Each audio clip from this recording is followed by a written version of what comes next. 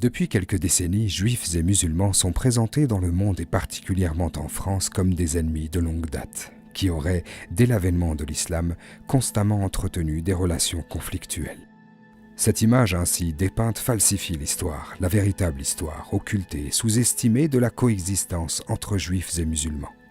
Une histoire non seulement plus nuancée, parfois ambivalente, mais surtout marquée par des tendances bien plus positives que ce que pourraient faire croire ceux qui profitent de la division entre les communautés.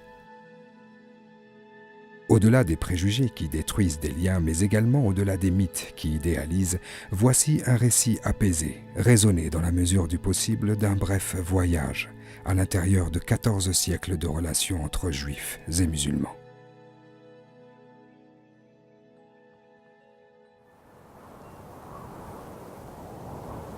Nous sommes près de 600 ans après Jésus-Christ.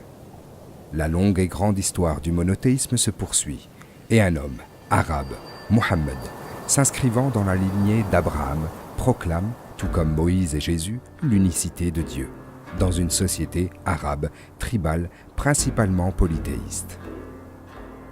Dès les débuts de la révélation coranique, il a été possible de retrouver dans les versets diffusés par Mohammed non seulement des personnages bibliques que les Juifs connaissent, David, Jacob, Joseph et d'autres, mais également la survivance des psalmodies de leurs saintes écritures, qui constituaient déjà un écart avec le rite polythéiste. Dès ces moments, et en dépit des critiques théologiques apportées par le Coran, l'islam semble partager avec le judaïsme une même conception de Dieu et une même vision du monde, s'affirmant ainsi dans une continuité historique avec ce que le Coran appelle les gens du livre, les juifs et les chrétiens. Dès 622, après s'être exilé de la Mecque et après avoir accédé au commandement de Médine, Mohammed instaure un accord, appelé aussi la Constitution de Médine, destiné à préserver la paix entre les tribus et à constituer un front commun face à l'hostilité des Mécois déterminés à se débarrasser de l'islam et de son prophète. L'accord cite particulièrement des groupes juifs. Les Juifs forment avec les croyants une seule communauté, Ummah. Les Juifs ont leur religion et les musulmans ont la leur. Certaines tribus juives rejoignent cette union contre l'opposition économique et militaire de la Mecque. Certains parmi eux se convertissent également à l'islam.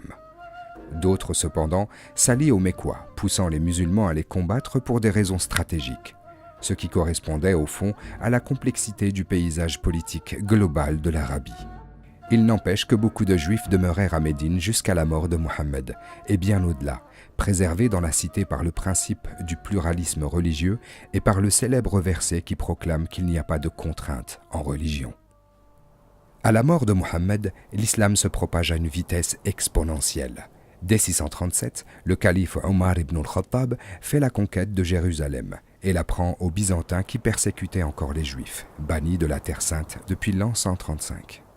Il est accueilli favorablement par les Juifs, qui peuvent alors se rendre à Jérusalem et pratiquer à nouveau leur religion sans être inquiétés, signe d'une reconnaissance par l'islam de la part juive de Jérusalem.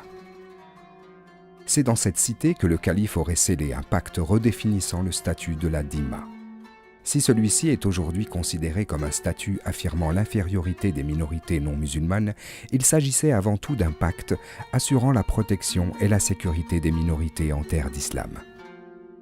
Ces accords instaurant la coexistence entre musulmans et non musulmans ont produit de véritables espaces de coexistence entre juifs et musulmans.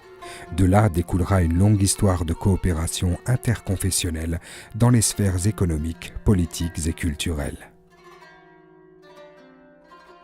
Malgré des entorses à ces principes de vivre ensemble qui conduiront à des situations tragiques, l'histoire des relations entre juifs et musulmans sera globalement positive et produira d'innombrables moments historiques peu connus du grand public et éloignés des discours de ceux qui prétendent que l'islam est fondamentalement antisémite. S'ils semblent trop beaux pour être vrais, ces moments sont pourtant documentés par des historiens. En voici quelques-uns. Au 8e siècle, dans un contexte où la maltraitance des Juifs était monnaie courante dans l'Europe médiévale, ces derniers participent activement à la conquête musulmane de la péninsule ibérique, y voyant là l'espoir de meilleures conditions de vie. Ils ne s'y tromperont pas. La période qui s'ouvre, celle d'El-Andalus, est un âge d'or pour les Juifs vivant dans l'Hispanie et s'étalera à des exceptions près sur plusieurs siècles jusqu'à la Reconquista. Au Xe siècle, le calife de Cordoue Abd-ar-Rahman III nomme comme médecin personnel Hasdai ibn Shaprut, de confession juive. Il n'est pas le seul, les Juifs étant présents aussi à la cour et dans l'administration, à Bagdad comme ailleurs. Au XIe siècle, Samuel ibn Nagrela, considéré comme l'une des premières autorités rabbiniques médiévales, est le premier juif à avoir occupé les fonctions de vizir et de chef des armées de Grenade. Plusieurs personnalités juives occuperont par la suite des postes de vizir et de conseiller des califes. Au XVe siècle, la conquête de Constantinople, siège de l'Empire byzantin chrétien, signe l'essor de l'Empire ottoman. Sur le plan local, les restrictions envers les Juifs dans la Byzance chrétienne sont levées lors de sa prise. L'État ottoman en formation va ainsi vite faire office de refuge possible pour les Juifs d'Europe, victimes de conversions forcées, de persécutions et de décrets discriminatoires destinés à les écarter d'une multitude de fonctions. À ce titre, il est à noter le célèbre appel à émigrer du rabbin ashkénaze Isaac Sarfati, qui deviendra plus tard grand rabbin d'Edirne, dans l'actuelle Turquie. Après la Reconquista, au XVe siècle, grâce à leur grande connaissance de l'Europe, de nombreux juifs séfarades vont jouer un rôle important auprès des dirigeants musulmans, notamment dans l'Empire ottoman et dans le Royaume du Maroc. Ces rôles politiques joués par des juifs dans le monde musulman pourraient n'être que des détails comparés au foisonnement scientifique et culturel qu'ont partagé juifs et musulmans pendant des siècles. On peut simplement penser au célèbre Maïmonide qui a marqué le milieu philosophique andalou. Dès les premières heures de l'expansion musulmane, il apparaît que l'islam ouvrait de nouveaux espaces pour l'épanouissement des communautés juives. En ce sens, pour l'historienne Marina Rustov, l'islam permit au judaïsme de s'affirmer et de se diffuser. Au Moyen-Orient et en Espagne, les Juifs considéraient la langue arabe comme la clé d'un mode de pensée nouveau. Sa proximité avec l'araméen et l'hébreu donnera naissance au judéo-arabe, un parler des communautés juives attesté dans les pays arabes depuis le Moyen-Âge. Il serait interminable d'énumérer tous les espaces de coexistence entre juifs et musulmans. Que ce soit au Caire, à Jérusalem, à Bagdad, à Grenade, à Tunis, à Essaouira ou plus largement en Andalousie, dans les espaces perses et ottomans, la tendance globale a été de vivre ensemble, dans le respect de la confession de l'autre, avec la coopération nécessaire pour contribuer à son épanouissement.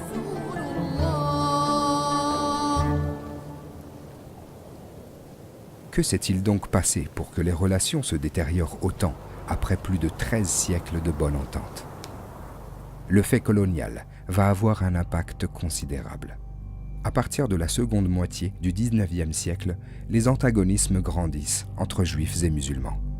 En Algérie française, le décret Crémieux, promulgué en 1870, permet aux juifs indigènes d'accéder à la nationalité française, contribuant ainsi à une fracture entre les communautés. Mais contrairement aux idées reçues, c'est son abrogation en 1940 qui rapprochera de nouveau juifs et musulmans. Ceci se voit notamment confirmé par la lettre d'Ali Boumendjel, figure du nationalisme algérien, adressée en 1942 aux responsables du judaïsme algérien. « Je puis vous assurer que les musulmans d'une façon générale ont compris qu'il serait malvenu de se réjouir des mesures spéciales dont sont victimes les juifs d'Algérie. Nos adversaires ne se doutaient pas qu'en infériorisant les juifs, ils ne pouvaient que les rapprocher davantage des musulmans. » Pendant ce temps, l'antisémitisme persiste en Europe, jusqu'à atteindre le summum de la barbarie, incarné au XXe siècle par le nazisme. Cette période sombre de l'histoire, faite de massacres à grande échelle, donnera l'occasion à des justes parmi les nations d'exprimer le meilleur d'eux-mêmes, en protégeant les faibles et les opprimés au péril de leur vie.